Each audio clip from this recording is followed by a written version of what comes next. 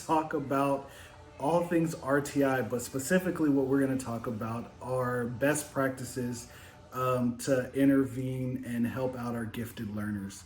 And so I have my colleague here, Sharita, who's going to be talking about primary. It's in the area of pullout, and I'll be talking about flexible grouping for secondary. So just to get the show on the road, let's go ahead and hand it over to you, Sharita. What do you think about pullout groups for primary? Well, I think when we're talking about GT students or gifted learners in elementary, because from upper to lower elementary, it looks different when you are working with those students. So I do think that in lower elementary, when I talk about that, it's like kinder first, those grade levels probably benefit the most from pullout. Only because there's never really like a true GT group in elementary. You have oftentimes the way kids are placed into classrooms.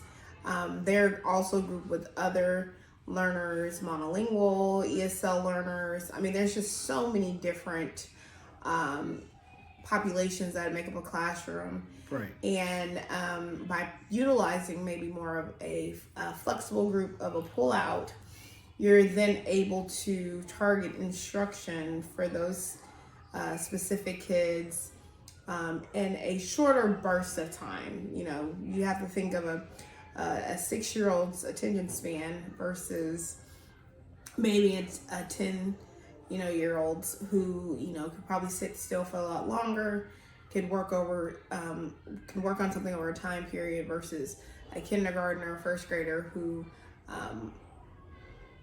need a little bit more chop. I guess I wouldn't say chop up the instruction. You want to break it up and give them more chunks at a time. Yeah, that's a good You want word. a chunking more of their work.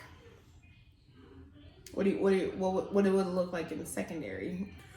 So they don't typically do pullout for secondary. And at our school, we have the groups are already kind of flexible, where the gifted kids are put into the advanced placement courses, and then the ones that either don't make it either for grades or whatever reason that kind of slip through the cracks of that advanced placement courses and are in our regular, they really don't get the services that they should.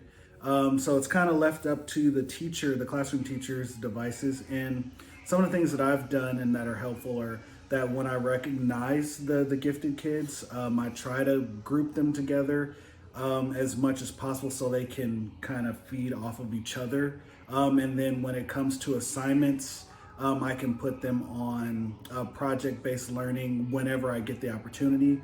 The best time that we really get to do that on our campus, because we only have 45 minutes of class, is to do that during their advisory period, where they have a class period that's not actually dedicated to their core instruction. So that's a good point that you mentioned. So most campuses now have at least, we use it like an extended period of time where you can do other different pullout groups. Some campuses could just, call it supplemental time, but it's like a 30 to maybe 45 minute, depending on where you are, what district, but building in that time where you can work with kids. Because oftentimes we think about RtI with our struggling tier 3 learners, but that time can also be built in, like you just mentioned in your advisory, for the secondary to also pull out kids. So a lot of elementary schools, I think, are leaning or using that type of a model, working with kids during that extended, because they're not then missing first instruction. Right. If that's the program that they have going on at their campus. For sure. And yeah, like I said, we haven't had that process implemented yet. That's something that I would like to see going forward, because that we could really get some cross-curricular project-based learning going on. And that would really enrich and extend the learning that these gifted kiddos are getting. Oh. So let me ask you this question. So when you talk about like cross-curricular projects and things, and being that it is an advisory period, what does that look like in secondary? Because I know in elementary, most campuses have like at least like a end of year showcase of something that they put together with the kids. And it's really the teachers allow those students to brainstorm, come up with a project, and they work together to showcase something towards the end of the year. What does that look like in secondary? So all schools don't have this luxury, but ours does. We have what's called Bear TV. They have their own publication channel where they can showcase basically whatever they want. And if we have kids that are putting forth worthwhile projects, mind you, that Bear TV is a worthwhile project as well, because we have kids that do actual production for like editing and things of that nature. But they could actually put what they've been working on and showcase their learning on that for the whole campus to see, and those things get sent out to the district and, you know, s'mores and newsletters like that as well. So that's one method. And then to make sure that we're getting the correct kids in the right places, we just have to have dedicated teachers that are willing to house them so they can work on their projects. Now, that's another thing I think about that's often probably not spoke about a lot in elementary. Well, probably more secondary than elementary. It's like the kids and their placement and making sure that you're truly working with those gifted kids, because, you know, I know going in from elementary to middle school, they have like a criteria they have to meet to get into certain K-level classes or advanced level classes. Mm-hmm.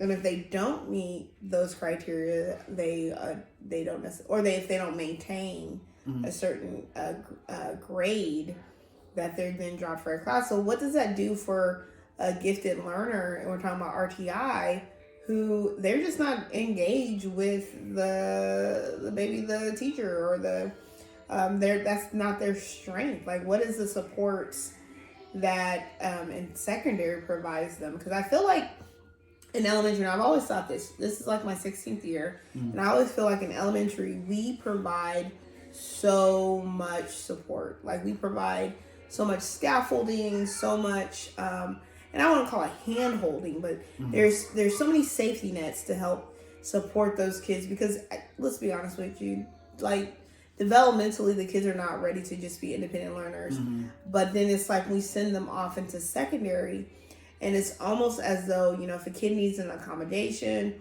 or, you know, if a kid it has to go over with like an IEP, has more paperwork than what's desired, it's almost as if the GT learner is left behind, mm-hmm. and then falls into not those advanced classes maybe, but maybe not as challenged as much, because they didn't you know, maintain, you know, the status quo of what a gifted learner should look like. What are some supports? If we're talking about RtI, does secondary have to support that? So as far as they get the same supports for when they're struggling. Mm-hmm. We have a good documentation system where we're supposed to document all the things that they have strengths in and all the things they have weaknesses in. And when we document those weaknesses, we're supposed to provide those supports. So say the kid's strength is math and not reading, and they're a slow processor. We probably need to figure out a way to chunk their notes or find a way to give them some oral admin, because mm-hmm. that doesn't hurt them to get that support, especially if they're strong in math. We're just trying to support that. And then if they're like advanced in math, they can get an advanced tier where they're either getting accelerated learning, or they can get projects where they take a pre-assessment, and if they've mastered the concept, they're working on their own project to mm-hmm. show their understanding there. So they're never feeling like, one, they're bored in the classes that they're excelling in, mm-hmm. and then they're getting the right amount of support in the courses that they need it in. So it's kind of, it should not be a one size fit all support system for them, but they should be getting intervention where they need it if they're struggling, and they should be getting intervention where they need it where they're advancing. And the documentation system that we have what is that? So in the MTSS documentation system, I forget, Frontline. There we go. Frontline is what we use to document all of that. Now, that sounds like the perfect answer, Isaiah. Yeah. But we're gonna be honest, because we're educators. How hard is that for teachers to actually manage to provide those supports? Because, I think in some cases you get teachers who are well versed and know how to work with gifted learners, and then you have the teachers who don't.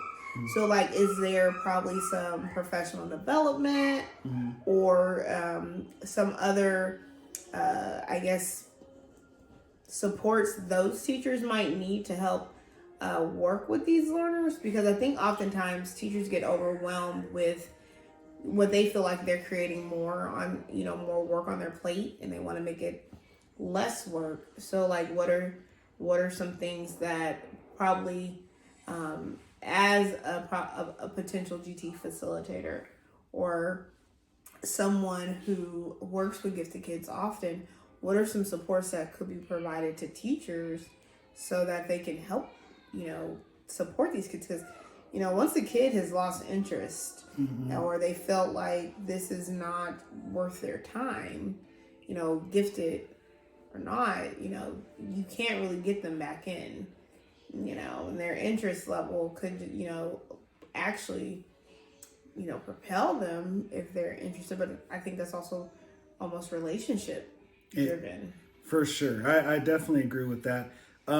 To answer that first question, as you were saying that it looks like a picture perfect answer, it is. That was definitely a picture perfect answer. Realistically, it's a lot of work to try to tailor somebody's interventions to each individual kid. It is a lot of work to keep up with. And once a teacher has gotten frustrated with a student because they're not being able to meet them where they are, they often end up kind of leaving them to the wayside and be like, oh, I don't know what to do with you, and I just push them off. When realistically, we could provide them by either saying, hey, is there another teacher? Is there a counselor? Contact your GT coordinator and see what resources that they have to support those kids.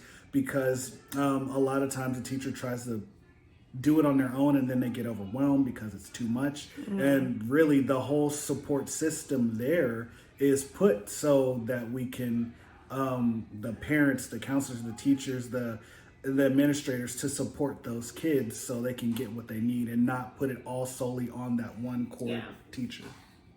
I don't know. I definitely think that's something that often gets not like pushed to the wayside. When we talk about gifted learners and RtI and making sure we're tracking them, or if you're using more MTSS, but the importance of it is making sure you are continuing to help support the learner. And I don't really think it looks that much different in elementary. I do think overall, we're most teachers try their very best to support their gifted learners. I do think it's a lack of just knowledge of how to support them. But when you think about flexibly regrouping students or doing pullouts or just doing different things with those gifted students to making sure that they stay on track, to make sure they are thriving, and you are challenging them, it's just I feel more of the just the willingness of the teacher and wanting to learn and seeing it in different ways. I have worked on campuses where there's it's just there's so many kids who are gifted they don't have the opportunity to be in pullouts, so it's pretty much based on those classroom teachers to provide the support. So it's not really exclusion in that case, because I guess if you were to pull them out, you're providing them something, but it's more inclusive. And then one of the positives with having it inclusively like that, you can also challenge maybe some bright students who aren't, under the umbrella of gifted, but they could also be pushing challenge as well.